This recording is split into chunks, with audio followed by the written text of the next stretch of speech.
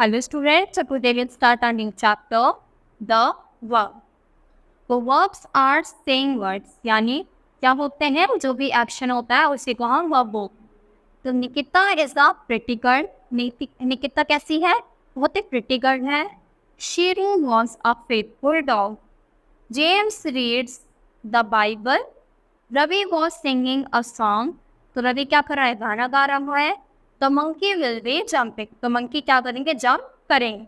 In the above sentences the words printed in colour type say something about subjects in sentences now. The word is says something about Nikita.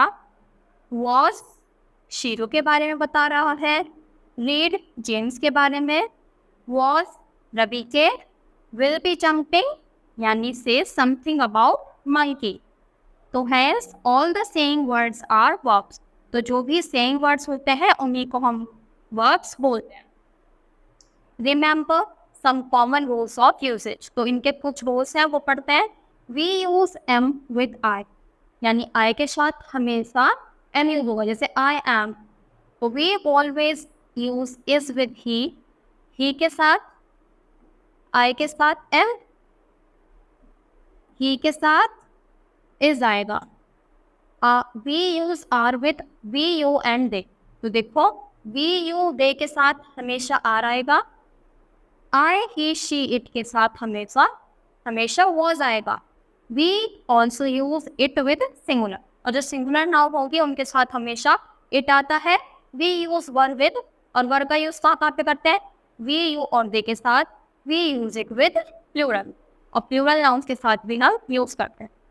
So we have learned that do or does are used when work is being done. तो do और does का काम हम तब करेंगे जब work होता है. तो singular nouns and pronoun take does. तो जो सिंगुलर होंगे और प्लूरल होंगे वो डज का काम करेंगे.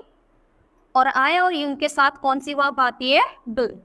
तो plural nouns and pronouns take the verb. तो जब प्लूरल नाउन होंगे और प्रोनाउन उनके साथ हमेशा कौन सी वर्ब आएगी? डू. तो we use has with singular noun and pronoun. तो सिंगुलर नाउन और प्रोनाउन के साथ हैज आता है और प्लूरल नाउन और प्रोनाउन के साथ क्या आएगा? हैव. तो हैज सिंगुलर के साथ और हैव प्लूरल के साथ. अब आती है वर्ब्स के काइंड. तो सबसे पहला transitive. The verb which requires an object to complete its sense is called transitive. जिसको क्या करे? अपनी बात पूरी करने के लिए एक ऑब्जेक्ट चाहिए, वही हमारी ट्रांजिटिव वर्ब होती है. जैसे आई राइट. तो क्या लिखा मैंने? तो आई राइट अ लेटर. हमें ऑब्जेक्ट मिला तभी हमारा क्या हुआ? सेंटेंस कंप्लीट हुआ, हमें समझ आया.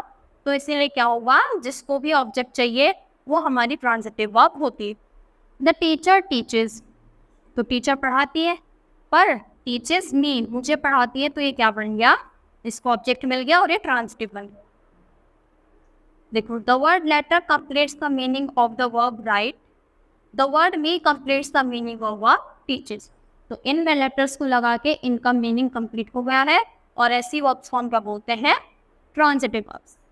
सेकंड आती है इंट्रांजिटिव, जिसको किसी ऑब्जेक्ट की ज़रूरत नहीं पड़ती, उनका मीनिंग ऐसे ही समझ आ जाता है.